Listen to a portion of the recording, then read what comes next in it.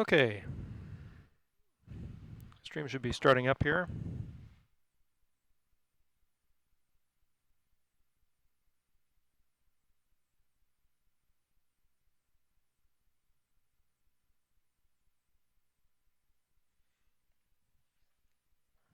Looks like it is.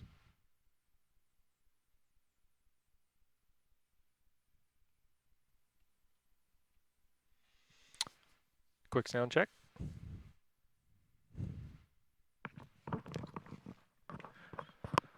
Okay. Yep, that's working fine. All right, so we're going to do a VFR flight today from Whitted up to Cedar Key. Somebody had asked in the stream if we could fly up to Cedar Key, and I said sure. So generally, depending on which runway we're departing here out of Albert Whitted, what we would do is we'd head west out over St. Petersburg, get to the coast, pick up advisories from Tampa. They'd tell us to stay along the coast so that we stay, number one, out of the departures out of PIE, right there. And number two, to stay out of the arrivals coming into Tampa, which are coming across like that, depending on if they're landing north or south. And then once you're pretty much clear of the Bravo, they cut you loose. Up here, generally around halfway up here to Crystal River, so you get handed over to Jacksonville. And then over to Cedar Key, and I'm not quite sure if we'll cut that corner or not. We'll see when we get up there, depending on my glide distance. Don't want to be too far out over water. And then Cedar Key is a little airport, relatively well known in these parts. I've actually not been up there yet, but 2,300 feet by 100. So I think it's the shortest paved airport runway in the state of Florida, something like that. It's actually closed right now. The town is closed right now. The airport is listed as closed. There's a NOTAM to that effect, but we're going to act like that's not the case, just like we're also acting like we could actually go flying today. So that's the plan, and we've got real world weather. It's windy here today, so we'll see how that goes, and we'll see what the METAR was here. At Whitted, it was 200 14 to 21, so we'd be departing 18, and that would be windy. We have the checklist for the Cessna 172 with us today, so that we can be doing that relatively by the book. And we're going up, I picked a Cessna 172, one, because it's just fun to fly in one of these once in a while, remember the layout and stuff for when I do in the real world. And two, it'll give better visuals out the side windows for when we're flying along over the Orbx True Earth scenery. So that's the plan. And we're streaming this live, and then I'll post it. Cubs win, yeah. Cubs, this is your request, right? I'm getting all fired up. Yes, Ian, I can't speak for how your update experience is going to go, but for me, going to Vulcan was pretty straightforward. And having the most recent drivers made a big difference for me. And yeah, so Cedar Key. So let's get to it. I also installed a little fan here inside the cockpit. USB fan. I screwed it into the top of the cabin behind me here, and it's keeping it nice and cool, because I am sitting in a closet in Florida with the door almost all the way closed, which is not always comfortable. Okay, let's remember the 172 pre-flight. We've done the walk around. Circuit breakers are punched, electrical equipment, everything's off, avionics is off. Fuel selector is set to both. Mixture is full rich. Carb heat, we don't have carb heat in this airplane. Battery master is on. If we had our annunciation panel, we would see that our low voltage warning light is on. I don't have it running. That sounds cool, doesn't it? Beacon on. Prime. In the plane I fly in, we would just run the fuel pump for a few minutes.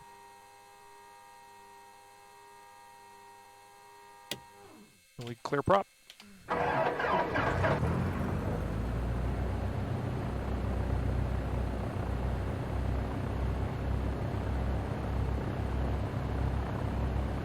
Make sure that oil pressure is coming up. It is. Oil pressure looks good. Turn on the alternator.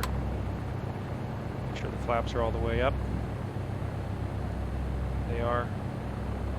And get our strobe going. And avionics.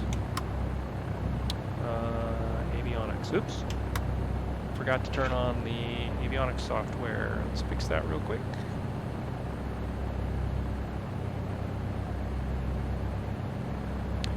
This should be better. There we go. Okay, I'm going to check the levels here. If you guys can give me a sense of how things are sounding, that would be great. Maybe that the engine's a little loud. Let me know in the chat if you would. Hello, Germany. In a closet. Yeah, we're sitting in a closet. I'm going to do a new video that's a tour of the sim.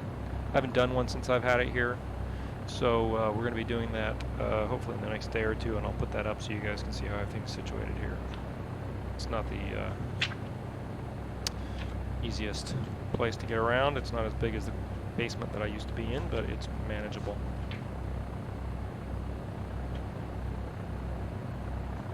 Okay, let's get ourselves ready to go here.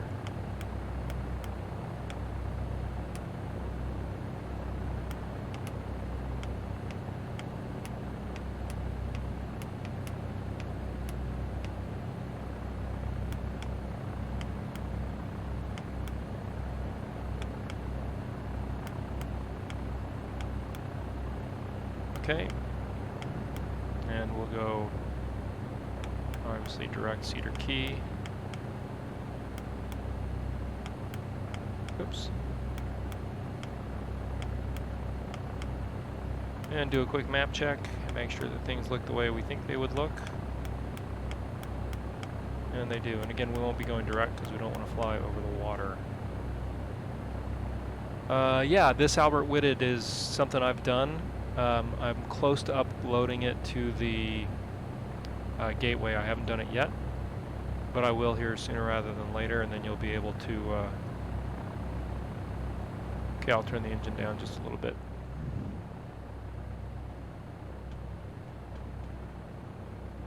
Oh, my butt kicker isn't working today for some reason. Some day it works, some days it doesn't work. It was working fine with the Cirrus. Not working with this. Not sure why. Windows being Windows, it could be a million reasons. Let's open our volume mixer and just take a look. No. Just decided to take it. Just decided to take the day off, I guess.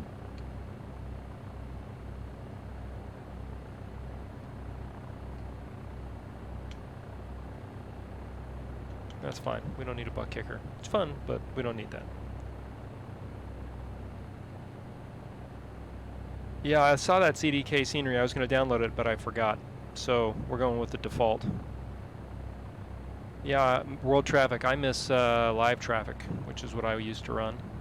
But that'll get fixed here soon enough. You know, we don't need to worry about that. It's only a matter of time. Okay, we're going to eventually go up to 4,500 feet. But first we'll go up to 1,000. We won't worry about that. We'll bug everything down here. So,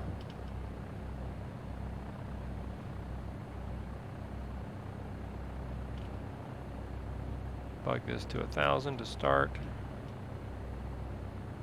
Great. And we're going to be in GPS mode. And this is close to the 6-pack I have in the real world when I fly in the Cessna. So it's got 2 G5s there, which look a lot like that. The butt kicker is social distancing. That's right. It's decided that it doesn't need to be here. Okay, so we'd be on 118.875. Albert Whitted information Romeo. 1900 Zulu weather. Wind calm. Visibility 10. Sky clear. Temperature 14. Dew point 5. Wind calm. Altimeter 2992. That makes me wonder if we're downloading. 36. Departing runway Oh. 36. Advise on initial contact you have It would help Romeo. if I actually plugged in and started Active Sky XP. So we had weather injection. Hello, this is my first time. All right, that weather is going to change here in just a second. Albert with information Romeo. There we go, I can tell it's already changed because 1900 the airplane just Zulu moved. weather. Wind calm, visibility 10. Next time we get the weather, it's not going to be the same. I think if you go to 122.0 with Active Sky, it gives you local weather. Kilo, Sierra, Papa, Golf, airport information, Delta 1953, Zulu, weather, wind 206, at 14, gusting to 21, visibility 9, sky condition, few clouds at 1,800, temperature 29, dew point 24, altimeter 2999, advise on initial contact, you have information, Delta. Well, first time I've really listened to that. That's something else. Kilo, We'd be on 121.8.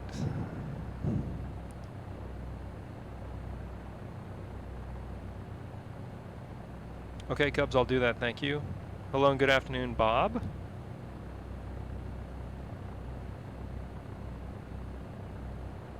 A few clouds, 1,800 it said, huh?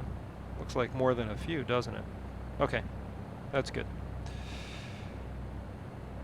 All right, so we'd call and we'd tell them that we're ready for taxiing. We're going to be VFR to the west, and they would tell us that we're going to be departing.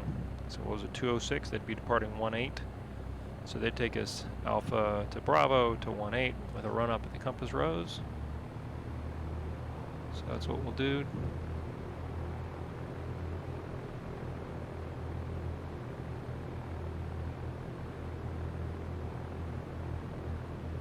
I don't think my Fly AGI tweak utility is working. Let's see. It was working for a second. There we go.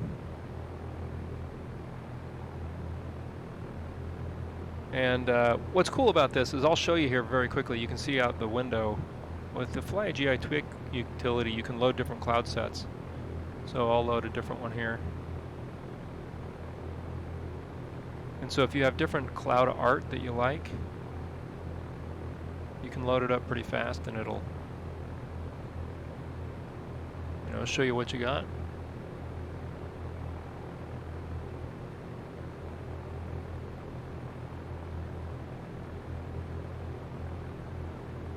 They all kind of look the same when it's just few, but when it gets scattered, you can tell a big difference.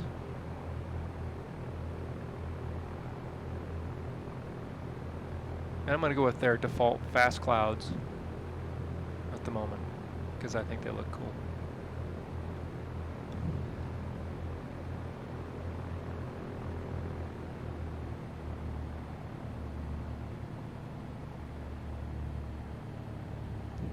Maybe I preferred cloud set 1.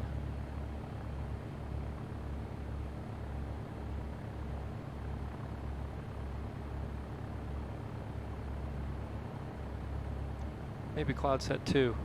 You know, you're never satisfied. You just keep switching between cloud sets till you find one you like.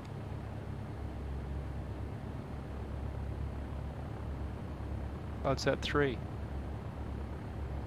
Ooh, that looks like more than a few clouds, doesn't it?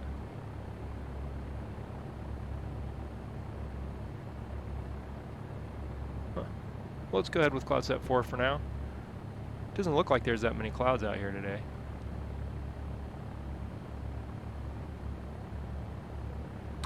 But let's give that a run and see how we like it. Okay.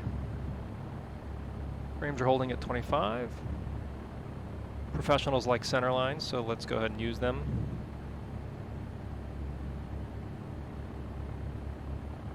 And when I get to the run-up area, we'll look at the chat again. Yeah, so the only reason why I haven't uploaded this to the .org yet to be an X-plane is because there's a bunch of taxiway changes I need to make. I get in the latest version of the I'm always proud of my compass rose here that I made. In the latest version of the world editor, it doesn't like the way I've done the taxi routes, so I got to do them over again.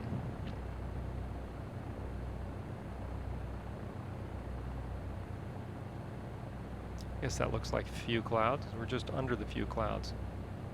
Fuel clouds 1800 would be very common for Whitted during the summer. If I were to build this, so there's a question, if I were to build this from the beginning, would I stick with the short throw and HDTV? I would get an HDTV now that you can get them for so cheap. But, you know, 4 years ago, big HDTVs cost thousands. Let's put it this way, the ultra short throw projector was $1,200, and I thought that that was a more affordable choice. Yeah, I get about 25 frames in my rig, Bob, but I think that's just because I've got a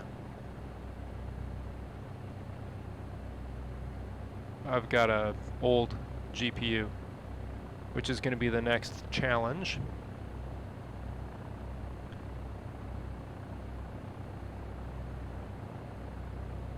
For some reason, it forgot that I want to see my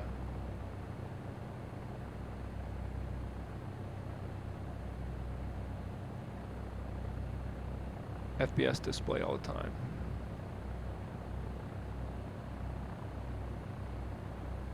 There we go.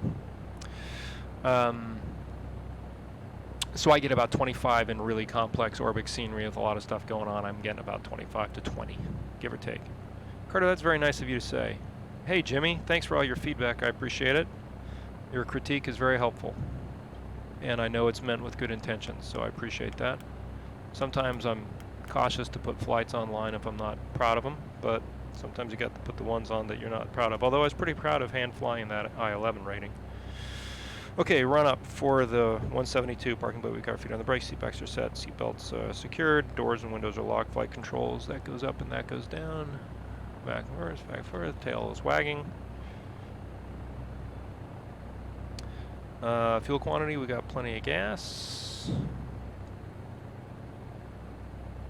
And again, our altimeter was 2992.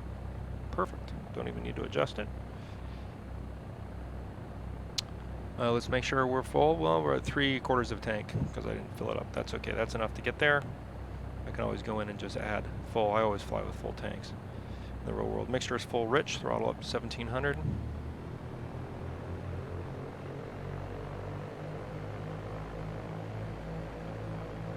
Magnetos, let's go left.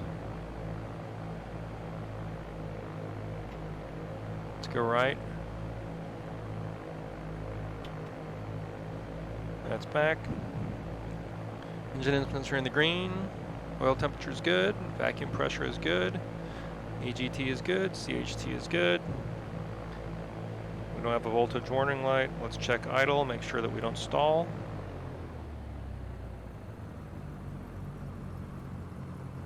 No, back up to 1,000. It's been a while since I've run this checklist. Avionics, we've got those set. 127.4, that's great. They're going to be running 118.3 on the other side, but we'll deal with that in a second. 118.35. Let's see. Is it usually working on the 125.3, working that side for Tampa. Friction lot, we got the throttle set where we want it. Avionics are all set, autopilot and trim. There's a simple autopilot in this airplane I use in the real world. Doesn't really, we test that, that'd be fine. GPS is set, lights, landing lights, beacon, taxi nav, strobe. We don't need taxi lights. Okay, let's go ahead and do our takeoff briefing now. Standard takeoff, we're going to rotate at 43. We're going to accelerate to 76, then climb out at 76. If we lose the engine, we're going to land straight ahead into the water. If we get up to 2,000 feet, we're going to try to come back and put it somewhere on the tarmac around 2518 intersection. Let's go ahead and run this before takeoff because we're going to go fast here. Mixture is set to rich. Elevator trim is set for takeoff. I think I have one of these that shows the trim. No, it shows flaps. It's okay, I'll keep that on there. There we go. Trim is set, a little down trim.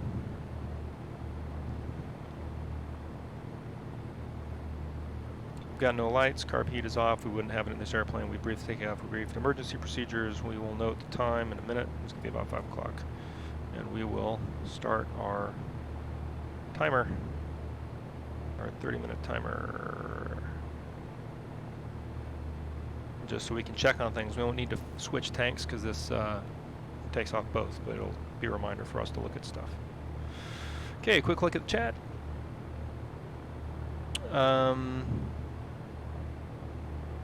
Okay, a couple questions. Oh, you've got a 2080 Ti. That's excellent.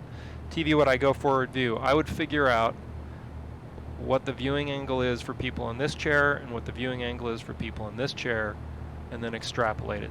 For me, I think if it'll depend on how close it is, I think I could get away with a 70-inch. If I didn't have these things and I actually leaned it up this way, it could be an even smaller TV, presuming I can get behind what I need to get behind. But I would do a little math to figure out how big of a TV that you need. Home cockpit, what do I get first, yoke or pedals? I would get the yoke because you can have the pedals go with the yoke for all intents and purposes. Total investment, SimPilot, closet build. It depends on what you get. I had to buy a new PC, I had to buy a projector, I had to buy all kinds of stuff. So for me, it's probably $3,000 or $4,000. The actual lumber and everything was inexpensive. I found the original avionics, including most of these FIPs, on eBay, used. So, my advice is start with what you need and build out. You don't have to build it all at once. Lumber and everything to build this, the muslin and all that stuff, was a couple $100 and a lot of sweat equity. TVs were dirt cheap. I got the cheapest 1080p TVs I could find, cheapest screen I could find, those kinds of things. Yeah, it's good to have during lockdown. Vinyl Rabbit. I've got my real pilot. So Vinyl Rabbit asked how getting my real pilot's license is going. I got it. I got it a year ago, January, and since then I have my instrument rating. I'm now working on my commercial rating. What color is screen projector in the gain? I have no idea. I just got a cheap screen projector, or a screen. I just got a inexpensive screen.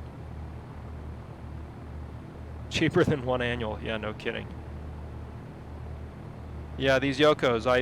There wasn't $1,000. That the original Yoko I bought myself because I just couldn't do the Cytec yoke. And I got to tell you, I'm so glad I got it because my flight training was getting screwed up. Because let's lean the airplane here, do what we would do in the real world. Say we have a delay. Because this flies and feels a lot like a real airplane to me, and just the flare and flying the airplane compared to the Cytec yoke, I think this is the best investment I made in the entire sim. And then this they sent me to demo. I'm grateful to say.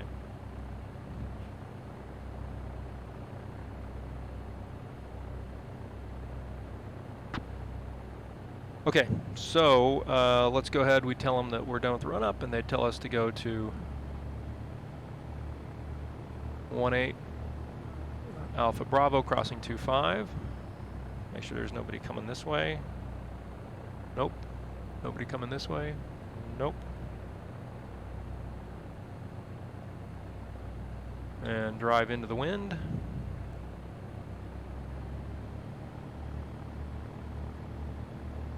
One of the frequent complaints has been about how X-Plane handles crosswinds, and the new flight model is supposed to address a lot of that, so we'll see today how that goes.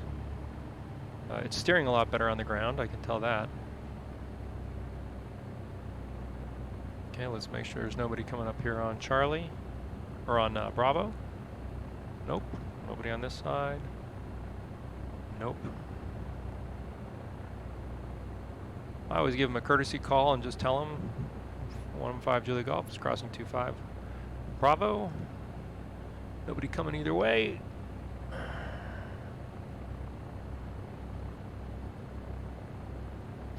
So we're going to go up to 4,500 feet eventually, but we got to get past these little clouds. You got to stay at about 1,000 feet out past the arrivals into St. Pete International anyway.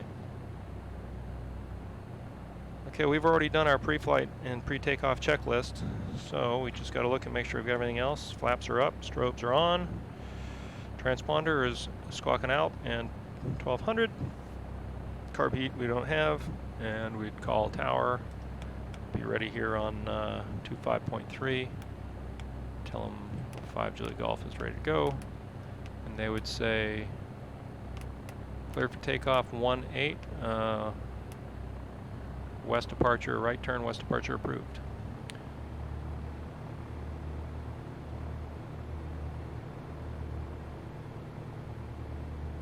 Nobody coming down range. For some reason it has the numbers today. Yesterday it didn't have my numbers. I worked really hard to make these runways really realistic in terms of how they look in the real world. But sometimes the numbers in the center line don't show up. Full power. Fade off the brakes. Remember, P is going to be rotate 55, climb out at 76. Be ready for that crosswind with the wind down, wing down. There we go. Butt kicker was alive there for a second. Nope, it decided to go back to sleep. Okay, let's pitch for 76. So much slower than the Cirrus.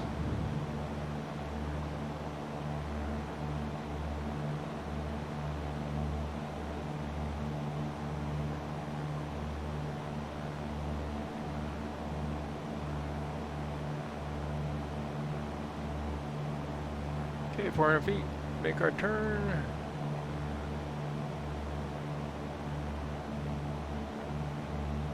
Boy, the fan I set up in here is really working great. Standard rate turn.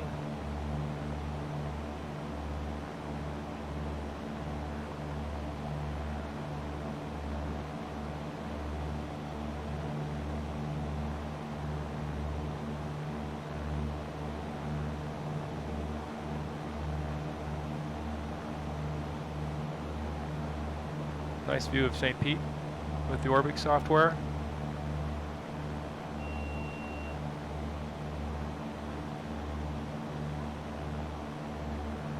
Little altitude warning there for 1,000 feet coming up.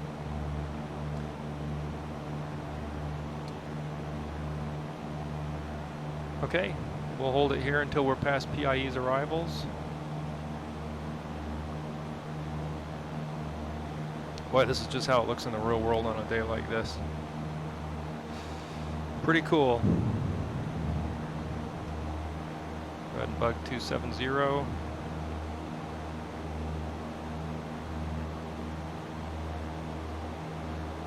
Although it's easy, you just pretty much fly the roads.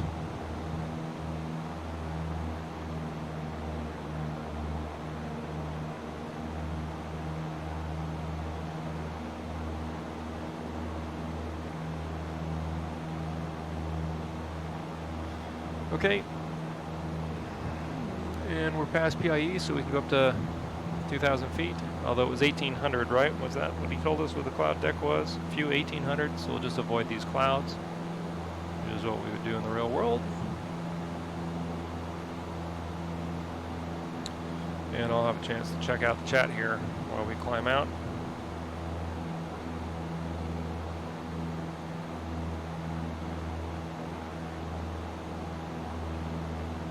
And frames are doing great, 27. Cool, you can see the Skyway Bridge out in the distance there.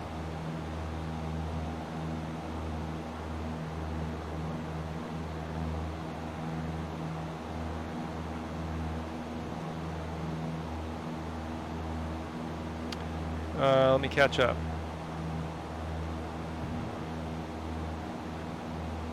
I haven't looked at the honeycomb. I know a lot of people really like it though. So I think that says a lot. If people like it and they're using it, I think that's important. For me, it was the tension. What I like about this Yoko is with the bungee system, the further you pull back, the harder you have to pull. And so flaring the airplane feels a lot like flaring the airplane to me. Coming up 2,000 feet. The shelf here is 3,000, so we're fine on that. Turbulence here.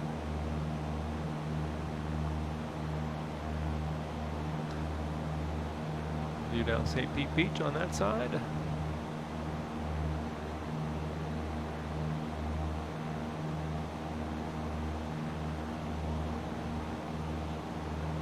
I am still flying VR. Hold on, let me back up. Do I have the experimental flight model enabled? I do, SimPilot, and that crosswind takeoff felt a lot more like the real thing, for whatever that's worth. Okay, we'd hold here at 2,500 feet.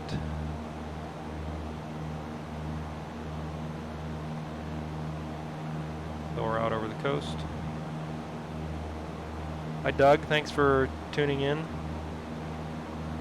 How do I get the iPad to be displayed on the screen? I use a little application called Let's View. It's free, runs on the PC, and then it runs on the, we would switch over to Tampa. It runs on the PC, and then it also runs on the,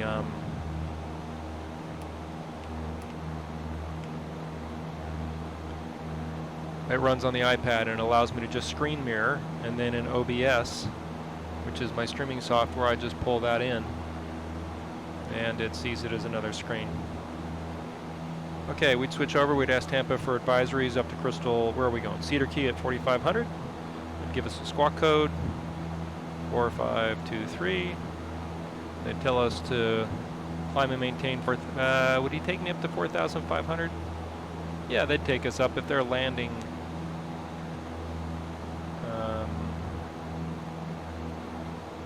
Yeah, they'd go up to 4,500 would be okay here with most arrivals into Tampa. So we'll go ahead and we'll do that.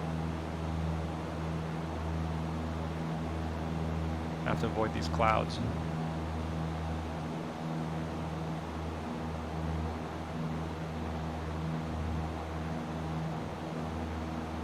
Leave the airplane a little bit.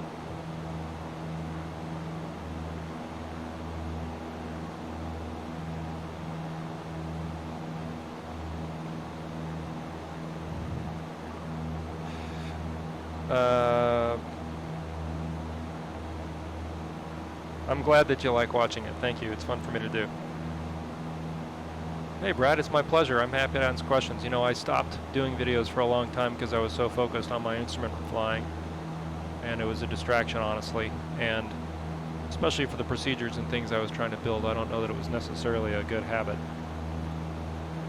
You can get a sense here of the reflections now that I can run an X-plane in the water and it doesn't destroy my frame rates. Now if I go up another notch to detailed reflections, it does, but that looks cool. You don't really see reflections of clouds any more detailed than that anyway. The water looks good down there with the water masking. Again, this is Orbx TE Florida.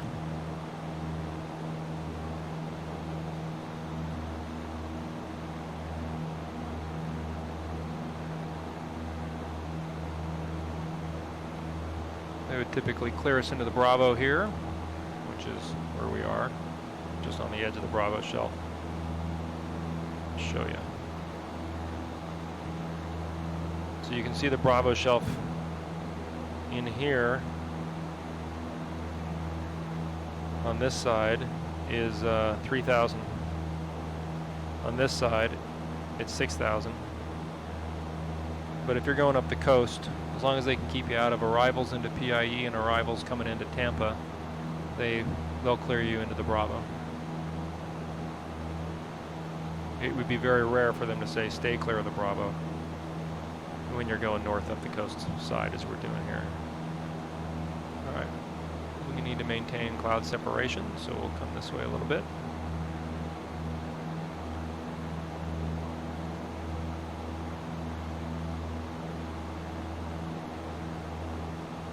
I'm used to doing 145 knots. This is not 145 knots.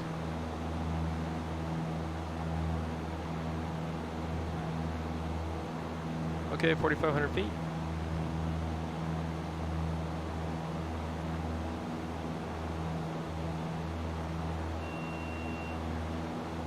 Okay. Throttle back a little bit. Not too much though. This little Cessna likes to be flown. I don't feel like we're getting any closer to these clouds either. What's our ground speed? 132? That's not so bad.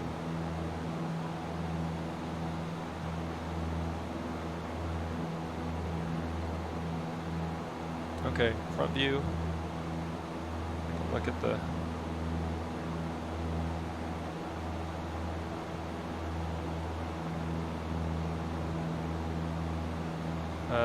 let's see, next questions.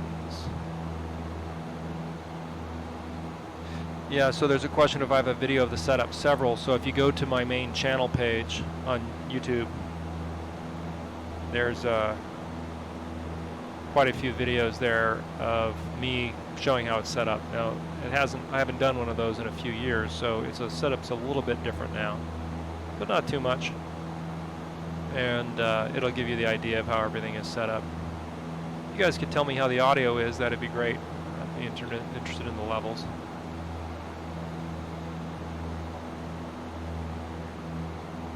Holding solid at 25 frames. That's great.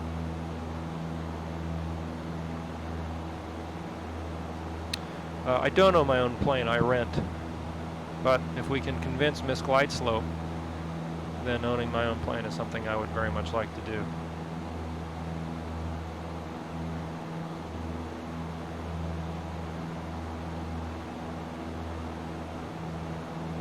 This Aspen setup in Air Manager works really well. It's actually an Aspen setup, not a G5 setup. And Tom Suey's G5 over here is working great. It kept the same heading bug, which is good. Which we're climbing a little above. Okay, audio is excellent, good. I've been trying to get the motor to be a little louder because I think it should sound like you've got an airplane. Now that's unrealistic. I think we have a Navy frigate off the coast of Tampa. The quarantine must be getting really sketchy if they've called in the Navy. That looks pretty good though, doesn't it?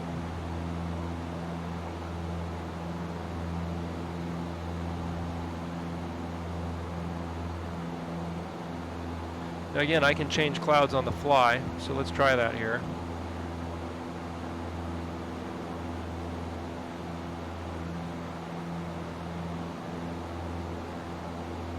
You guys can tell me.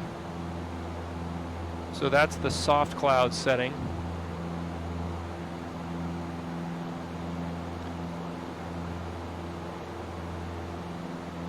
Here's the next set.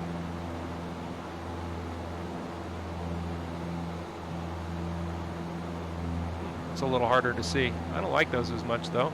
I can say that. They don't look as good to me. This is setting 2. Those look good, but boy, there's a lot of them. Now we're in IMC. Now we're breaking the law.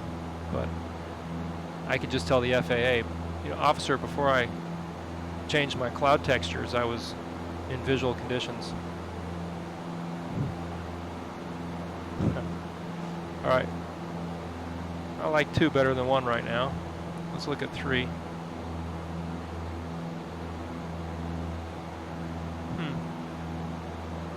don't know if I like 3 very much in those conditions. Let's try 4.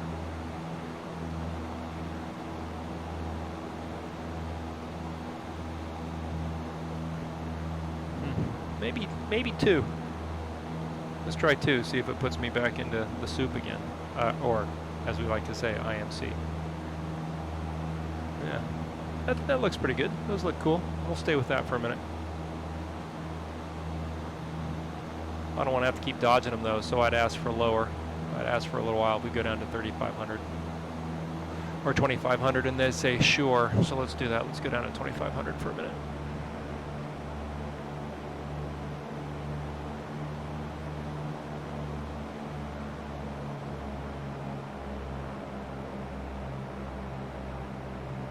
Oh, the trim wheel's working.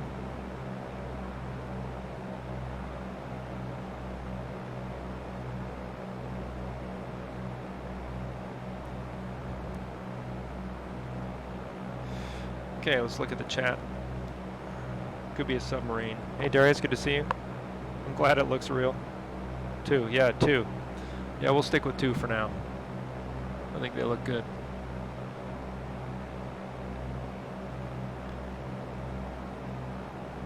So if I'm going to be your tour guide, out this window we have Clearwater Beach, and we're past, that's Caladesi State Park down there, and then Honeymoon Island is coming up, and then Anclote Key,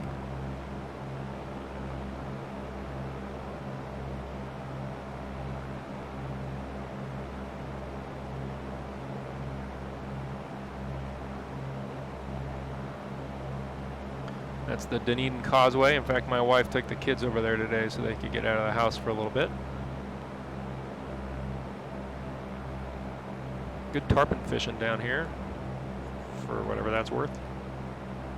The in front is a projector, side are TVs.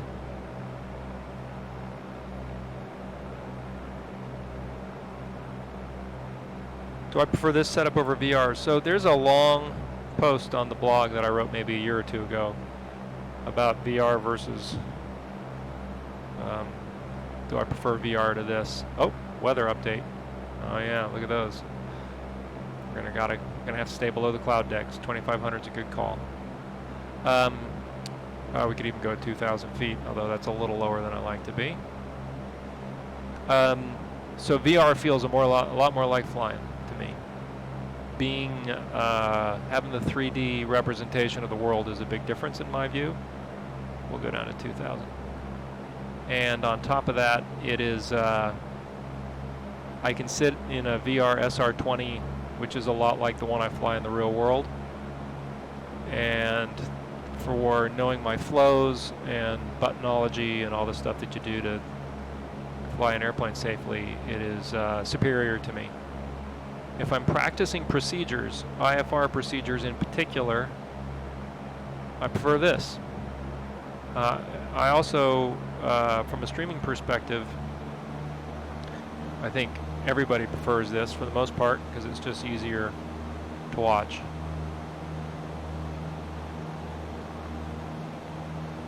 Now, why didn't we go up to like 65 or 7,500 feet? I don't know that we would clear those clouds.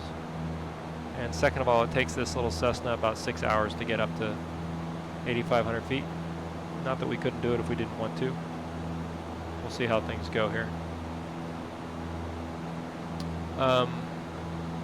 So I like them both. You know, it depends. If I want to feel like I'm flying, it's VR all the way. It's so immersive, it's just not even close. But if I want to be practicing procedures, especially using the GPS and going missed on approaches and the rest, it's easier certainly with the actual physical cockpit. Get you some of the scenery here.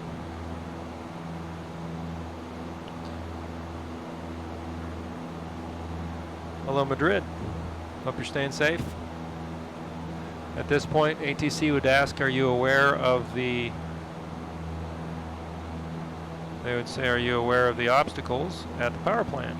And I would say, I am, but thank you for looking out for me and reminding me.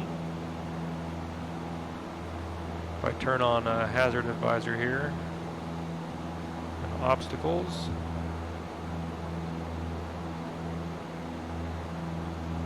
it'll help remind you of that stuff. This power, there's some big antennas up here by this power plant that we're passing. I'll look out the front view.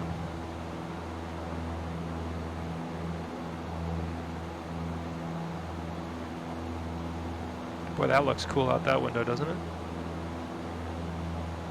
You can actually see here that ForeFlight is warning me about that antenna.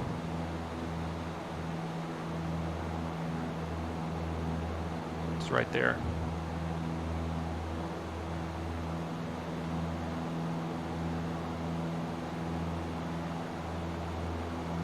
So we'll see if it has it. Oh yeah, you can see it out this window. Orbx. Orbx does an awesome job with stuff like that. So you think we can get on top of these clouds? One thing that's hard to judge for me in the sim is how high a cloud deck is. Which is hard to tell for me. All this just shut down for a second for some reason, not quite sure why.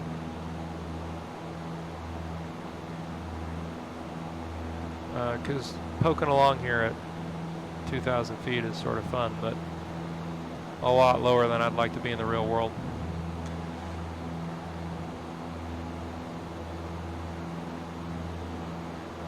Something else that's cool that ForeFlight does that I don't usually use in the airplane, but it's nice to know that it's there, is it does synthetic vision, which I can make full screen, actually. And you can even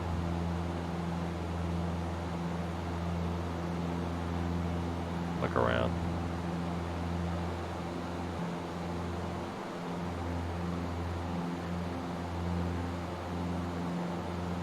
So we got that going for us.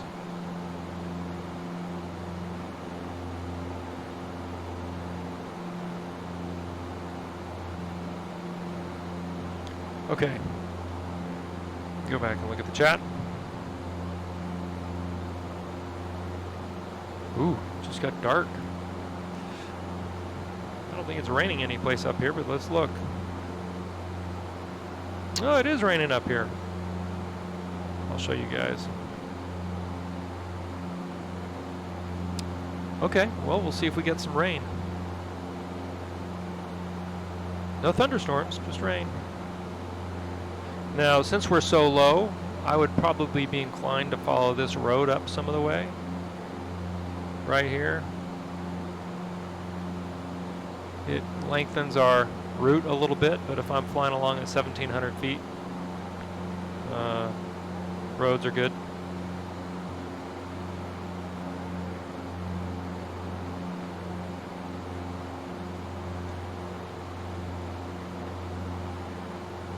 Now, I didn't bother to brief this flight at all. I just went flying because I wanted to get something streaming, and I went with real world weather because that's how I set it set. But if the real world conditions are broken at, let's see what they are at Crystal River.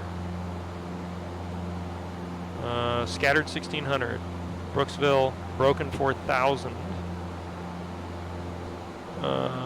Inverness, scattered 3,700. Well, those are all still VFR conditions. So as long as the ceiling's above 3,000, it's clear VFR, and it's modified VFR a bit below that. So we're still okay to be flying VFR. I'd rather be below a cloud deck than above one and not be able to get down. Although we could always pick up clearance and fly an approach.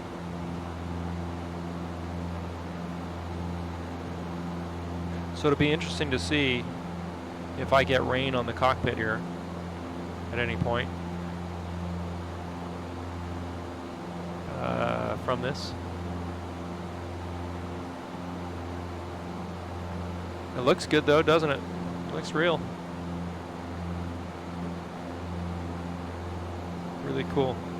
All right, well, since we're not climbing or anything, let's make sure we've done our cruise checklist.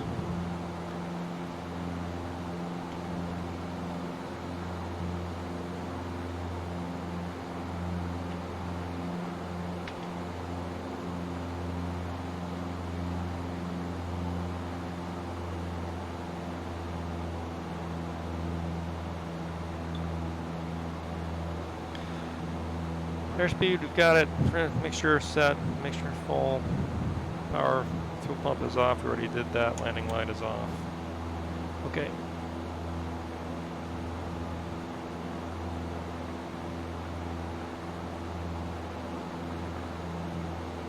So this would be scud running, is what this would be.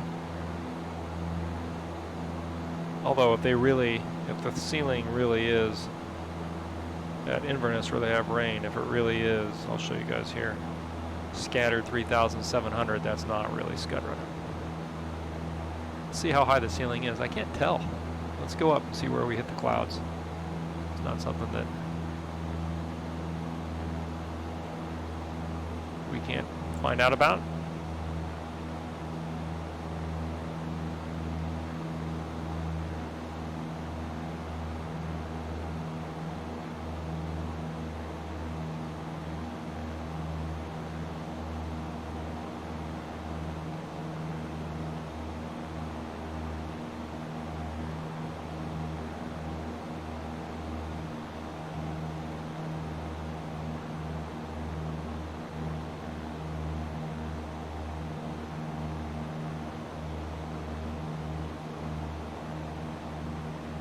We're over 2,000 now. We're clear.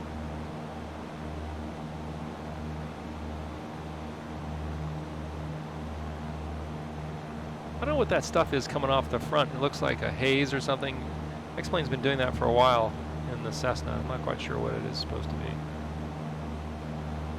All right, there's our timer. It's been 30 minutes. We don't switch tanks, but that would remind us to check on the airplane, to check on our passengers, check on our programming, make sure it's all going good. I don't feel like we're in the clouds yet.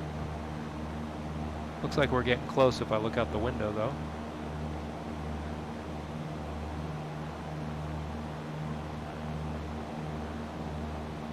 Hey, father, son, good to see you. Okay, it looks like the cloud deck is going to be right up about 2,800. Okay, so we're good to fly at 2,000 if that's the case. Like I said, in the sim, it's harder to tell how close you are. It's easier in VR, at least for me.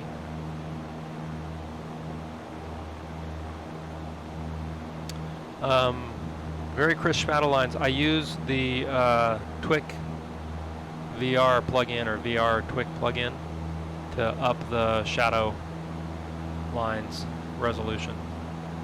All right, we'll go down to 2,000. We'll fly to 2,000 if that's going to be where the ceiling's going to be.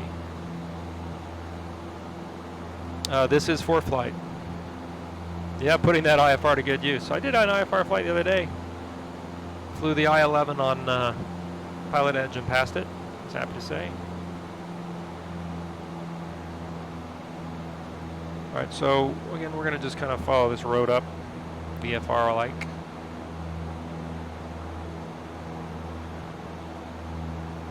Hello from UK. For me, it's going to be the question feel over visuals. For me, it's going to be feel over visuals. First of all, these visuals are still not terrible. If you're willing to buy the Orbx or make your own ortho, the visuals can be great. But I'm excited because I think it's going to do a great job of pushing the whole hobby forward, you know? And that's what we want to have happen. We want to have innovation. Coming to 2,000. We're going to Cedar Key for those who missed that at the beginning.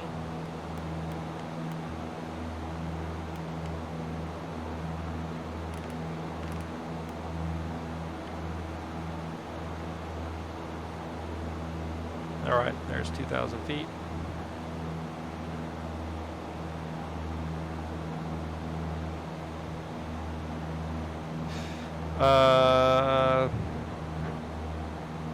Shutdown affected GA flying. I know a lot of folks who are still flying. I mean, if you have your own plane, you know, they can't say that it's not. I mean, it's like them saying that you can't go drive your car. You'd have to observe social distancing. The place where I rent from is still renting aircraft, and they've worked out a process for people to be able to get those aircraft without coming into contact with anybody. But I'm just playing it safe myself. But if I owned my own plane and I could get to the hangar and use self-serve fuel, I would be flying. Hey, Mike, it's good to see you. Thanks for tuning in. Yep, now I can get the pop-up clearance. I got one the other day, Jimmy. I flew down to took my father, and we were flying down to Marco Island just to do a touch and go, and we were VFR, and I got down there. In the Cirrus, I got out of Tampa, went up over a broken layer, and the maps and the radar showed that it became fewer scattered south of like Venice, Florida. So I knew we'd be able to get through it. But as we were coming down, I could look ahead and I could see that I wanted to practice an approach. I'd requested a practice approach into Marco, and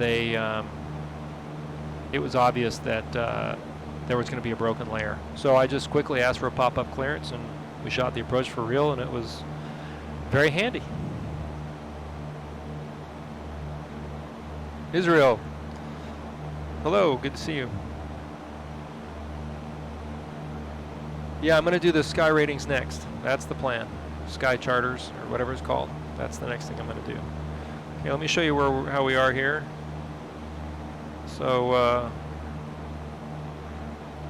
we could actually, in the airplane, we'd have the radar. We wouldn't have the enhanced satellite.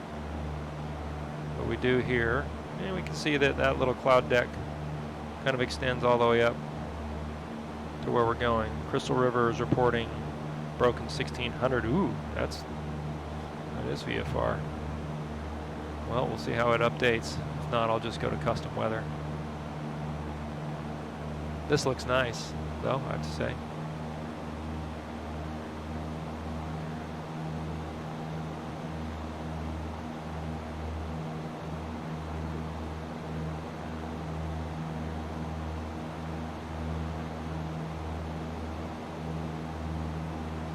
Never had any rain in the sim though. Oh well. Yeah, we're getting 30 frames here. It's looking good.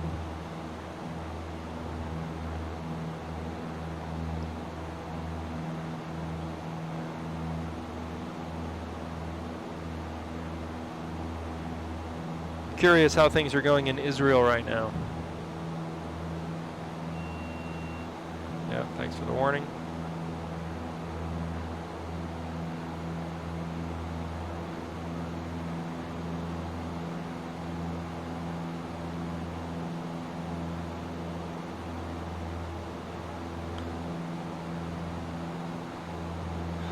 The best thing about the Vulcan though, for me, well, it's been twofold. Number one is my performance is just, I mean, here I am, ton of clouds, ton of objects, ortho scenery, Orbx, and I'm getting 29 frames, which you can see out this window in the corner.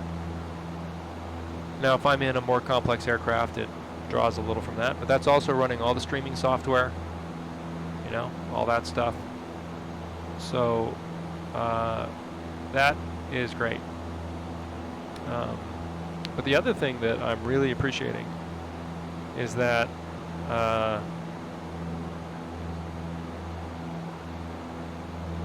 because it's taking load off of the GPU and it's, I mean, I'm definitely running all the cores now, I can tell that, and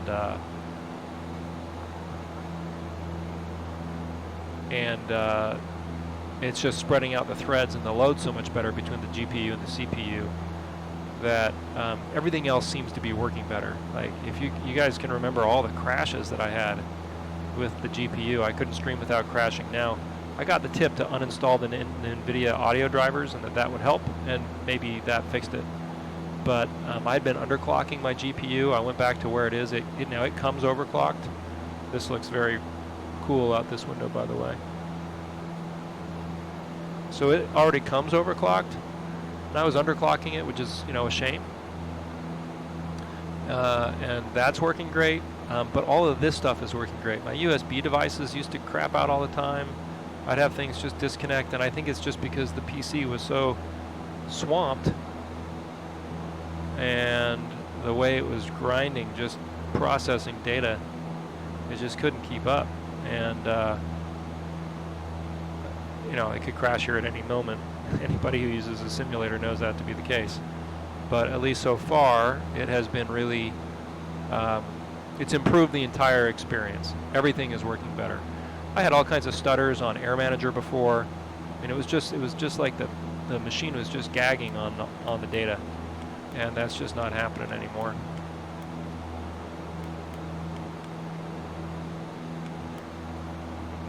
Okay. I'll take a question here real quick.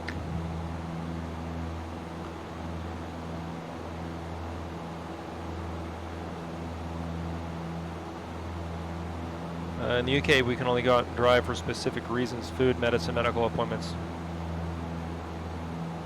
Yeah, I mean that's the thing here. You can only drive if it's for essential activities, but at least in Florida, the definition of essential activities has turned out to be quite broad. Gun stores are still open in the state of Florida, so you know, people are able to go out, and what you can't do is congregate. So you know, you can't get out and hang out at the beach. That looks nice over there. Okay, we're coming up to Crystal River. Crystal River is an airport that I fly to quite a bit. It's a fun little airport.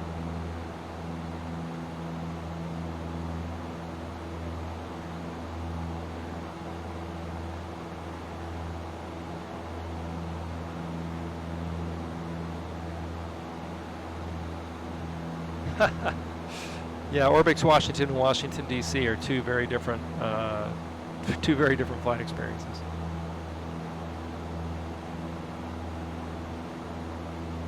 All right, now we can see how far away we are as the crow flies. 15 minutes. I'll still get us a little extra altitude. You can't use altitude above you. You can't use runway behind you. Hey, Luis, that's great. I'd love to see them. You can send them to me or share them.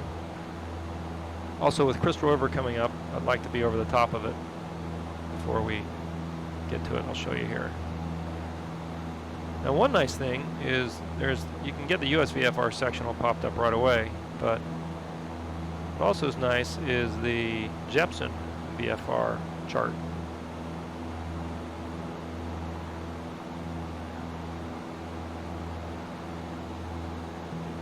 So Crystal River is a great little airport, and it's got a grass strip running north-south, and it's got, in fact, that's it right there.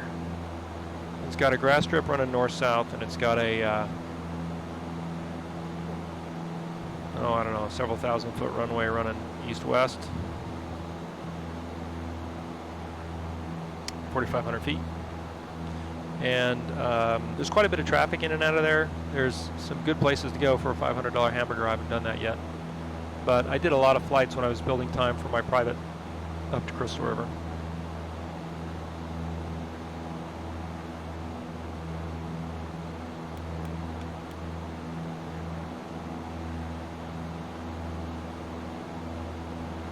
So I think you guys can see that there.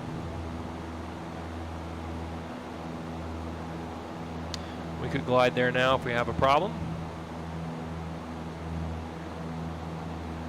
And I've never gone to Cedar Key in the real world. I was going to go up there once with my instructor when I was training for my private. But there was weather out that way and we decided to bail. Once I get the weather at Crystal River while we're at it. 0.325. I could also just do this.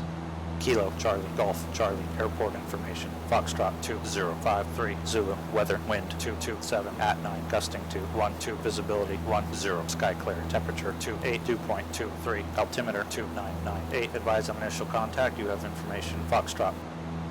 Listen to that one more time. And I did Crystal River Kilo, Charlie, Golf, scenery Charlie, that's in airport X-Plane. information. Foxtrot 2053, Zulu, weather, wind 227 at 9, gusting to 12, visibility 10, sky clear, temperature 28, 2.23, altimeter 2998. Advise on initial contact, you have information. Foxtrot. Okay, 2998. Let's update our altimeter. And Kilo, Charlie, Golf, Charlie, airport. Turn that off.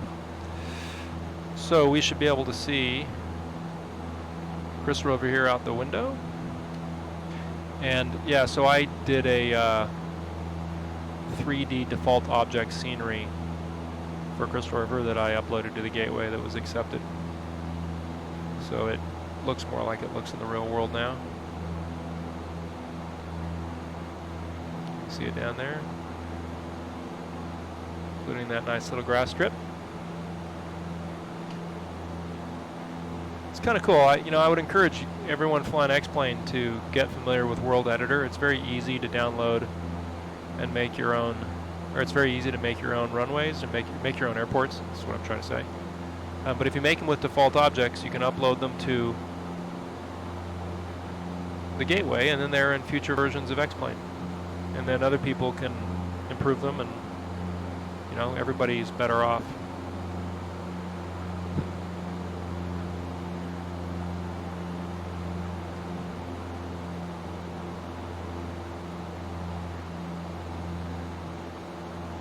Okay.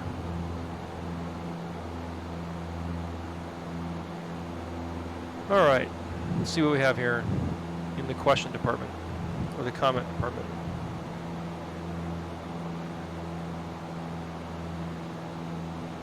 The GTN 750. I'm guessing the real SimGear unit. I love those. Well, these are great, but I can't use I don't use the Flight 1 software because I can't use current databases, and when I'm practicing for the real world, I got to know that it's going to give me the same databases, Navigraph data that I'm going to get when I'm dealing with air traffic control. High-spec PC to run the setup you have, GPU and CPU. I've got a higher spec GPU, so this is running off a 1080 Ti. The CPU is an i6-6700? 7667? It's like a 4-year-old quad-core CPU. So, more is better. You know, it's computer technology. More is always better.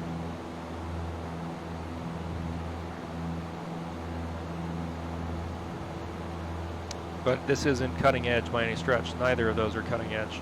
The 1080 Ti is still pretty good.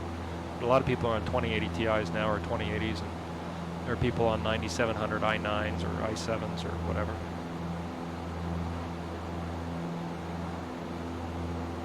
Yeah, AirVillain, check it out. Now, I'm careful not to plug too many IPs into one USB hub, so I have a rule like 2 of these into one USB hub, 3 at the most, because each of these needs about 500 milliamps. And so first of all, you need to have a USB hub that'll have 2,000 milliamps, or 2 amps, for these to run off of it. So the first, you know, when I built this thing, I went through this learning curve of learning all about USB hubs and how they worked and all this stuff. And having enough amperage on the hub is the first challenge.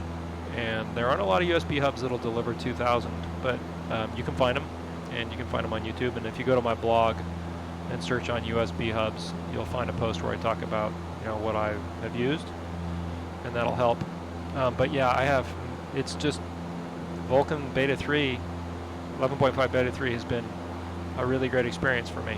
It's just been, once I got it updated, it's been really easy, and it's done a really good job.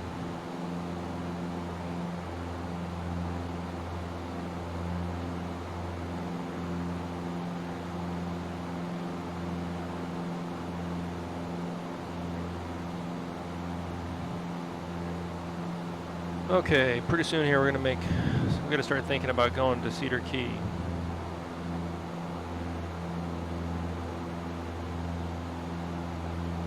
Well, if that's true, father, son, that it's very close, then we can see here the Crystal River nuke plant that Orbx has rendered for us. If that's true, I'll boot it up, because I've got the GNS, I've got the 430 and 530 software from Flight 1, and I'd love to be able to have the same buttonology that I have in the real airplane, and be able to have targets and all that kind of stuff with traffic. So I'll give that a shot, and if Pilot Edge yells at me, it wouldn't be the first time.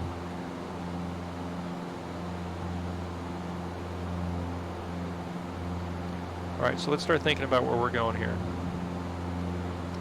There's no METAR there, so we want to use Crystal River as our METAR. Our CTAF is going to be 122.9.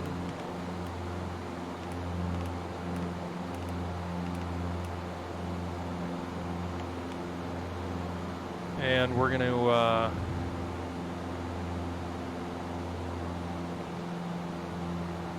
I'll show you this view while we do this.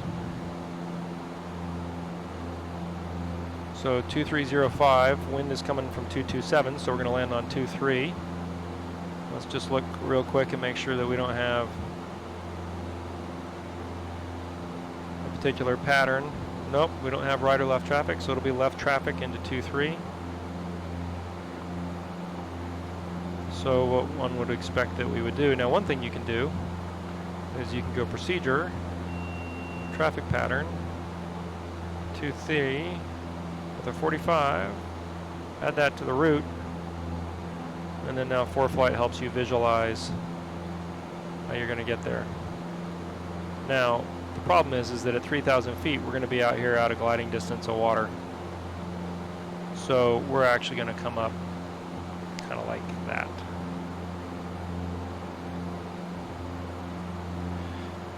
Other things we need to know, our pattern altitude is 1,000 feet. So if we're up around 2,500 feet, getting down 1,500 feet, 500 feet a minute is going to take us 3 minutes.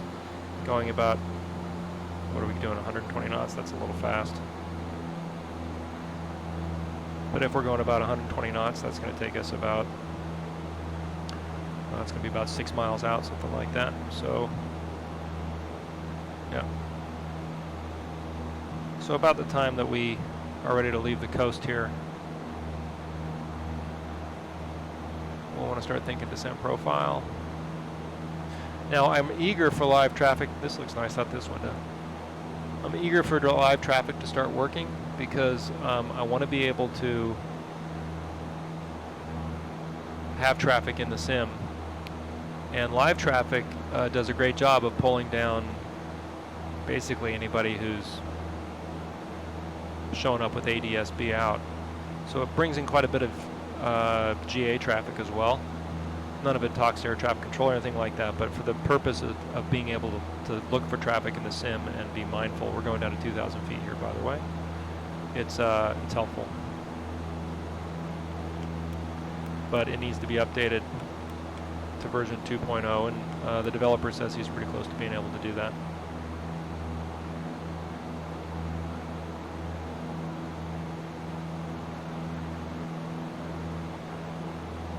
My father, son, enjoy your taxes.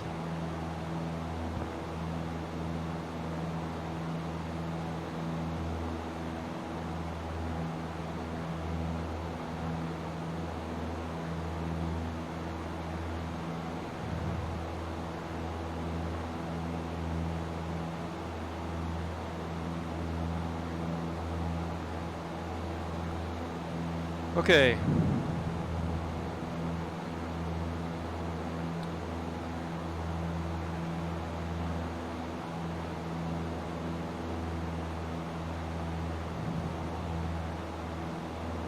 Again, we're just trying to stay from being out over water that we can't put down in the bushes rather than putting down in the water.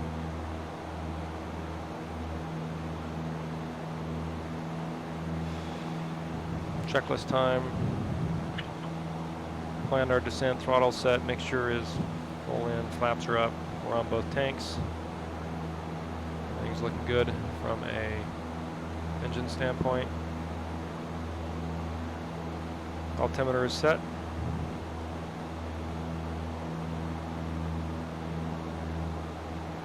Kilo, Charlie, Golf, Charlie, airport information, hotel 2053, Zulu, weather, wind 227 at 9, gusting to 12, visibility 10, sky clear, temperature 2.23, altitude. Okay, landing lights on. I'll show you what we've got here.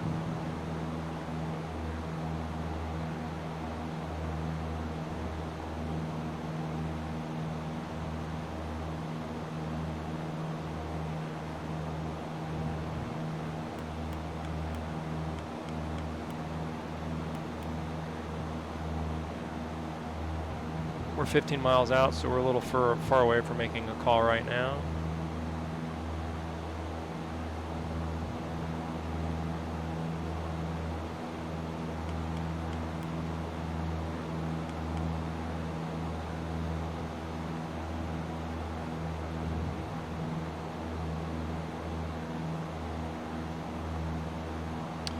Okay.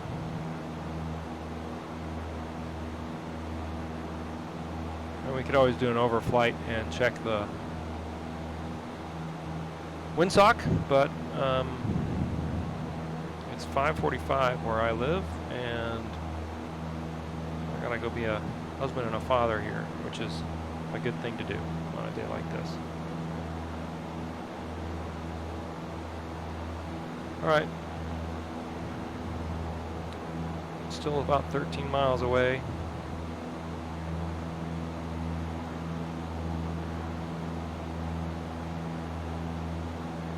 Orbx scenery is looking solid. The water looks so much better in X-Plane now. It doesn't look, it was that horrible pattern you could see. Looks so much better now.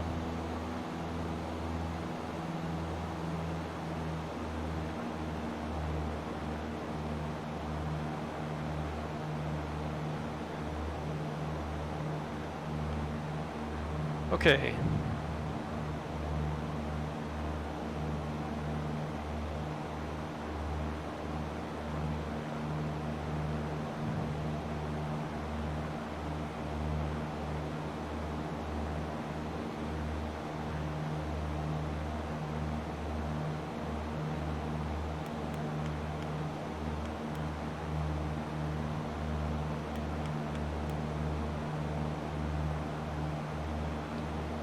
That's 260.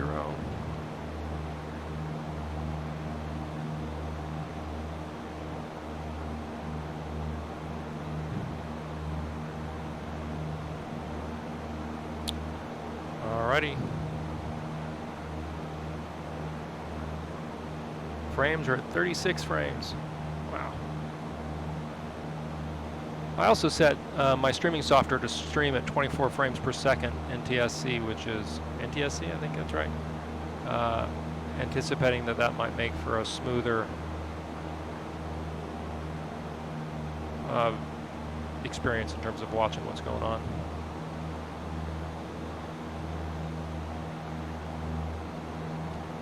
Yeah, the water reflection was working for me, but the shadows weren't. The sim is built to replicate a C-172. That's what I was originally training in.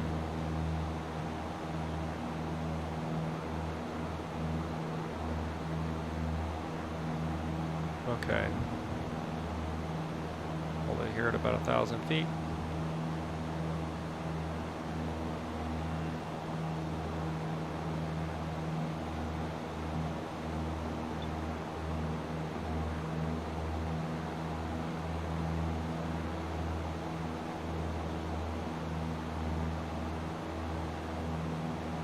So how would we have done this if I really wanted to fly to Crystal River today?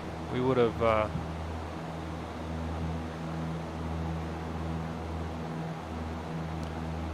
filed an IFR clearance, asked for 8,500 feet, and then come through the cloud deck on the way down and shot the approach. That's what we would have done. I'm not going direct to the airport because we're going to be making a 45-degree entry. All right, we're 8 miles out now, so we'd make a call. We'd say Cedar Key traffic, Cessna 15 Juliet Golf is 8 miles due east, 1,100 feet. We're going to be making 45-degree teardrop entry for left traffic into 23 Cedar Key.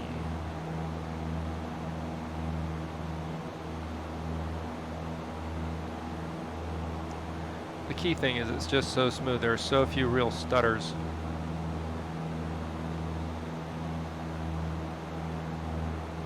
Really great.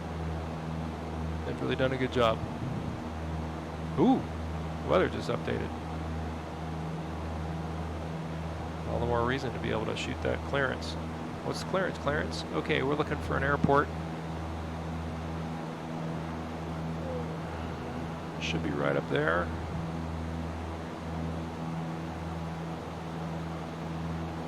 Yeah, I'm glad you like it.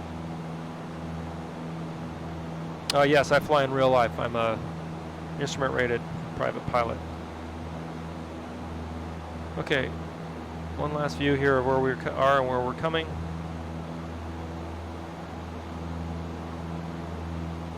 These clouds look great, don't they? Holy smokes.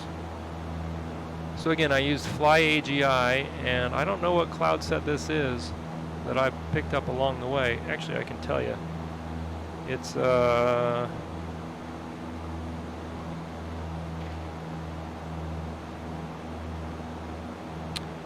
Enviro Plus clouds. Enviro Plus. Cedar Key traffic, 15 Juliet Golf is 1,000 feet, 5 miles east, making for a 45-degree entry into left traffic 23 Cedar Key. Now I'm going to be flying really the iPad to just come up here and set up for this entry.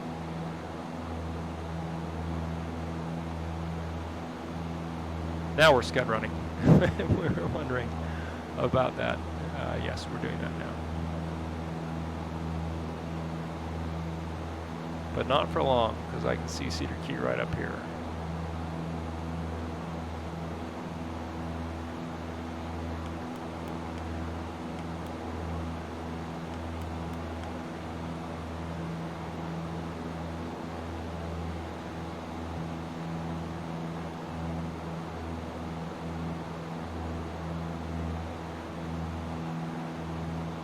Okay, there's our next timer. We can just stop it because we're running off both tanks. Everything's looking good. Final landing checklist. We briefed the approach. Seat backs are full and upright. We're strapped. Fuel selector, both tanks. Carb heat. We don't have it in this airplane. Mixture is full rich. Landing lights and taxi lights. Landing lights are on. Autopilot is off and trim is set. Cedar Key traffic, 15 Juliet Golf, 1,000 feet. 3 miles southeast. Turning in now for a 45-degree entry into downwind for 23 Cedar Key.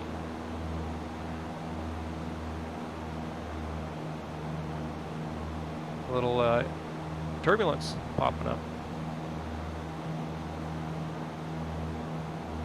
There's the, okay, so that I think is the airport right up there. There's the town, so that's the airport, I believe. Trim, trim.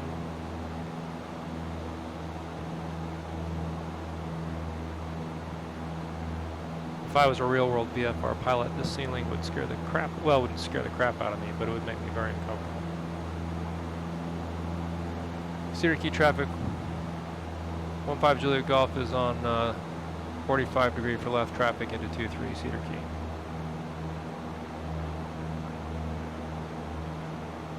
Okay, that's the airport right in front of us. A little hard to pick out.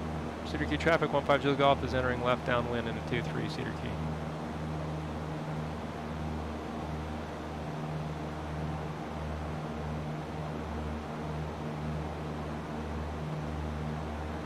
And there goes the airport out that window. Cedar Key traffic, 15 Juliet Golf is going to make an extended downwind into 23. Let's not rush ourselves, take our time. We're already low, clouds are coming down. If this was happening in the real world, the goal here is safety and survival. Get ourselves slow down so we can put in first flaps, have our heading bugged to 230. Should have done that ahead of time. Put in first flaps. Cedar Key traffic, 15 Juliet Golf is turning left base 23, Cedar Key.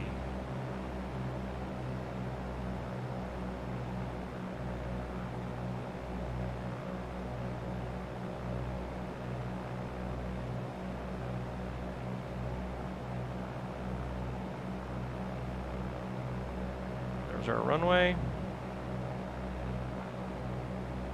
Cedar Key traffic, 15 Juliet Golf is turning final for 23 Cedar Key.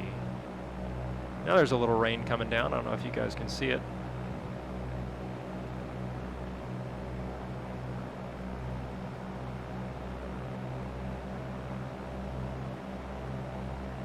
And there's that wind working on us.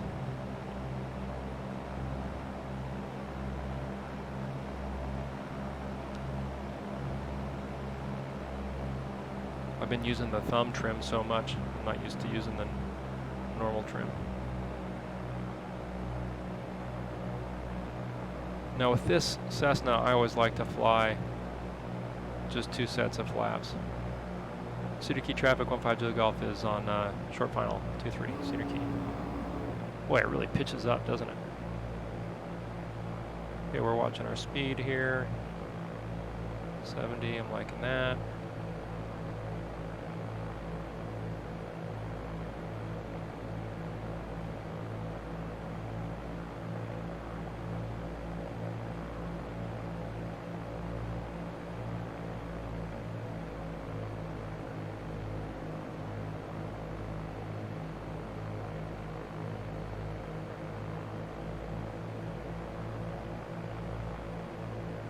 About 64 over the fence, that's right where we'd want to be. Oh, there's a automatic street lamp there.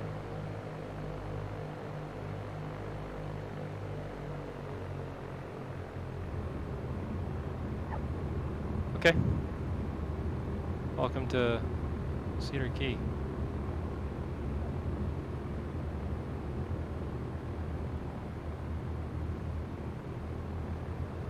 And for whatever reason, my altimeter just reset.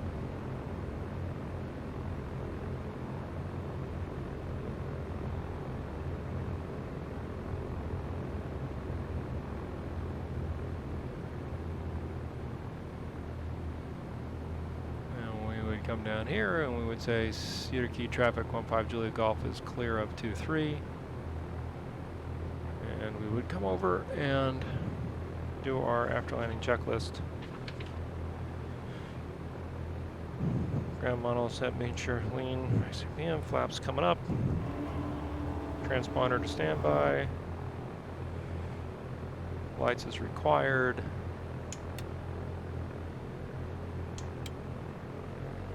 And we'd go park. There's a little place to park right there.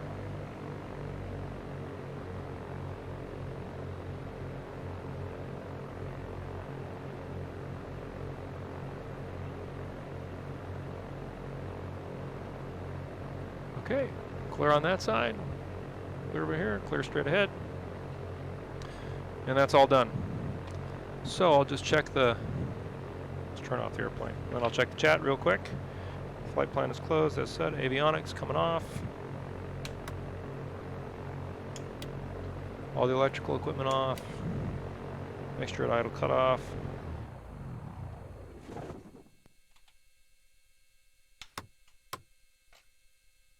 Okay, there we go.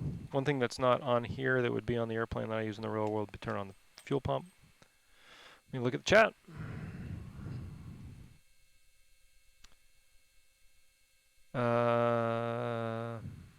Yeah, Vulcan's looking great. Thanks very much for watching, everybody, and I'll keep, time permitting, I'll keep posting.